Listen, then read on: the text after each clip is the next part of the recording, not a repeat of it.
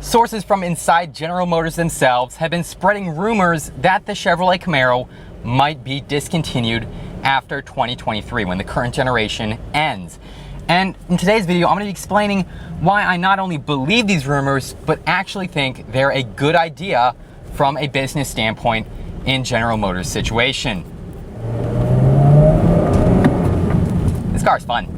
Hey everyone, my name is Daniel, and today you join me for what is actually my first time driving the 2019 Chevrolet Camaro RS convertible. I'm having a lot of fun in this car, not really going that fast because today's video isn't really a review. I'm actually talking about why I think it's a good idea for General Motors to discontinue the Camaro. And it might sound, horribly dramatic and controversial to say such a thing, like I'm a terrible car enthusiast, but if you look at the business and the numbers, it's actually a really good idea. And at the very end, I'm gonna explain one extra reason why I think the enthusiasts might actually appreciate this move as well.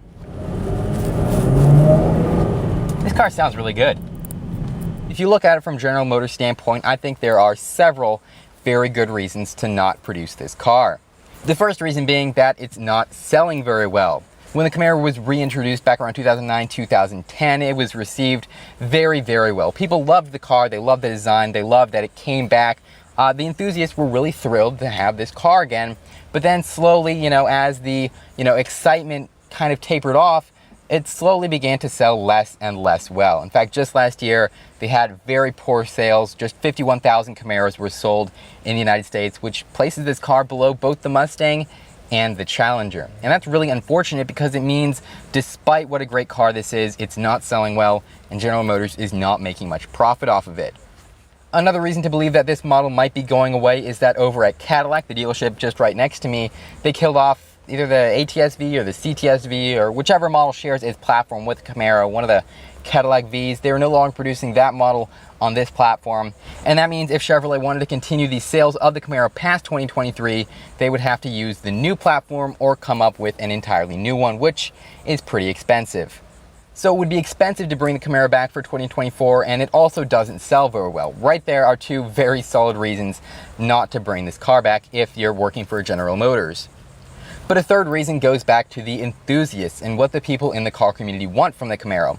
You might remember a couple years ago there was a lot of drama based around this car because when the updated, refreshed generation was unveiled, people absolutely hated it.